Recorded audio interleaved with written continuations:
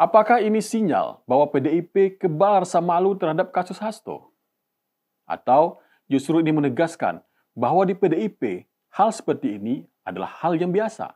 Apalagi ketika loyalitas itu dibarengi keberanian untuk bermain di area abu-abu demi target politik. Di Jepang pun ada filosofi serupa, kintsugi, memperbaiki keramik yang retak dengan bubuk emas, tetapi menjadikannya karya seni. Bukan lagi peralatan makan sehari-hari. Karena politik kita bukan hanya tentang siapa yang salah atau benar, tapi tentang siapa yang punya kekuasaan untuk memutuskan apa itu salah dan benar. Keputusan Megawati ini legal, tapi apakah layak secara moral? Apakah ini langkah strategis menjaga lingkar loyalitas atau tanda bahwa komitmen anti korupsi hanyalah slogan yang fleksibel?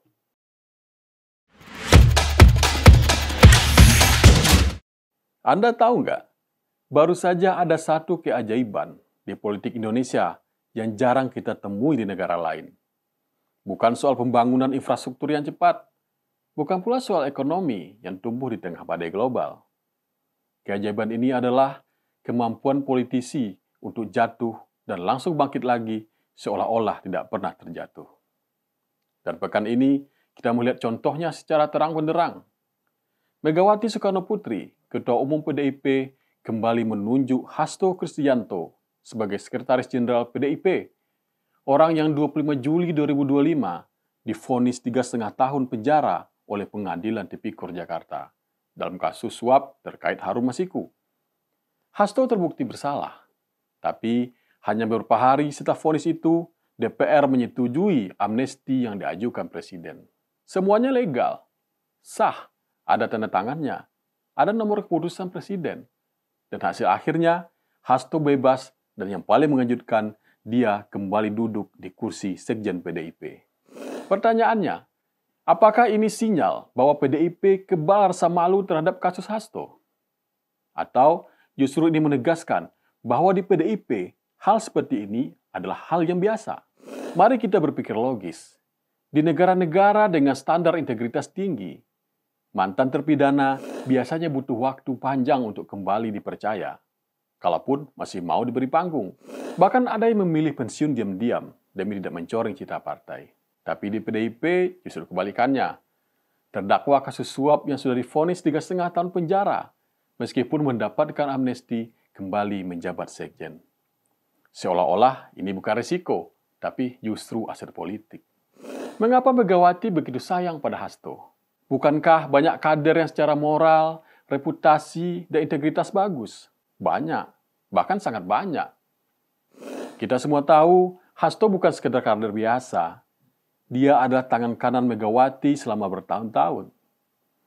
Dalam banyak momen krusial, dari strategi pemenangan hingga pertarungan internal partai, Hasto adalah jenderal lapangan yang selalu siap melaksanakan garis komando.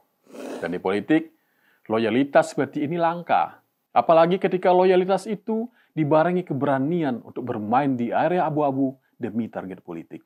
Kalau kita pakai kacamata teori political patronase dalam ilmu politik modern, patron dalam hal ini Megawati akan memprioritaskan loyalis yang terbukti siap bertempur untuk kepentingan patron.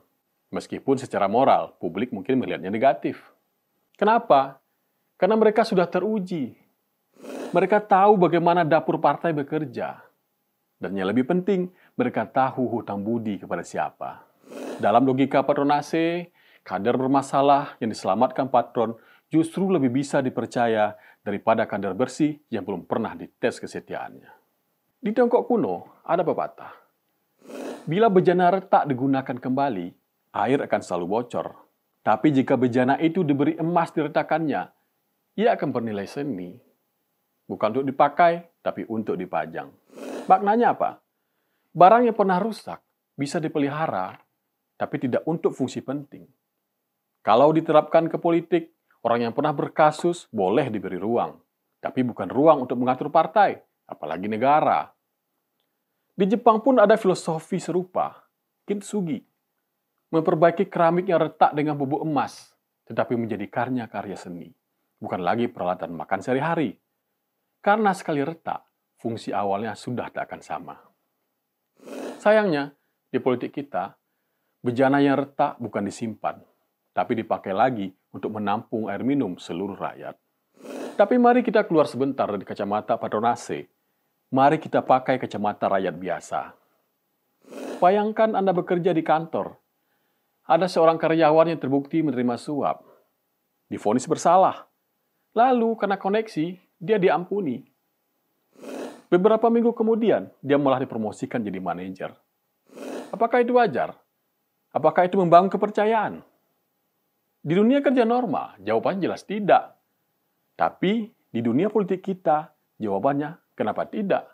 Karena politik kita bukan hanya tentang siapa yang salah atau benar, tapi tentang siapa yang punya kekuasaan untuk memutuskan apa itu salah dan benar. Kita tidak bisa memisahkan ini dari citra PDIP di mata publik. PDIP adalah partai yang sering mengklaim diri sebagai penjaga moral demokrasi, pembela wong cilik, partai dengan sejarah panjang melawan ketidakadilan. Tapi di kasus ini mereka selalu berkata, integritas itu penting, tapi loyalitas lebih penting. Apakah ini berarti PDIP akan kehilangan basis moralnya? Bisa iya, bisa tidak. Pengalaman menunjukkan memori politik pemilih di Indonesia seringkali pendek. Hari ini heboh, besok berganti isu baru. Dan selama mesin partai tetap solid, dampaknya bisa diminimalkan. Tapi ada harga yang tidak terlihat. Kepercayaan yang terkikis perlahan, seperti kapal yang pelan-pelan bocor. Tidak tenggelam seketika, tapi jalannya makin berat. Kalau kita tarik ke sejarah politik Indonesia, ini bukan pertama kalinya figur yang tersandung kasus kembali menduduki jabatan strategis. Kita punya daftar panjang politisi yang jatuh bangun seperti ini. Perbedaannya, jarang ada yang kembali secepat Hasto, hanya hitungan hari dari vonis ke jabatan strategis. Secara hukum, Megawati tidak melanggar apapun.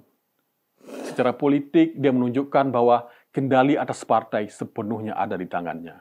Dan secara simbolis, dia mengirim pesan ke semua kader. Loyalitas padaku akan selalu dihargai apapun kesalahanmu di mata orang lain. Jadi, keputusan Megawati ini legal. Tapi apakah layak secara moral? Apakah ini langkah strategis menjaga lingkar loyalitas atau tanda bahwa komitmen anti korupsi hanyalah slogan yang fleksibel? Mungkin kita tidak akan mendapat jawaban jujur dari para pelaku politik itu sendiri. Tapi sebagai rakyat, kita punya kewajiban untuk tidak melupakan momen seperti ini. Karena demokrasi bukan hanya tentang mencoblos setiap 5 tahun, tapi juga tentang mengawasi, mengingat, dan menuntut akuntabilitas di antara pencoblosan itu.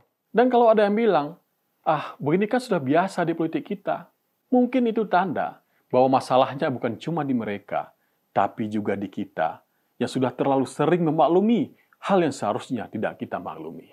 Sampai jumpa di episode berikutnya, karena di balik setiap isu, selalu ada sesuatu yang layak kita kelupas. Saya Benny Iniatullah, sampai jumpa.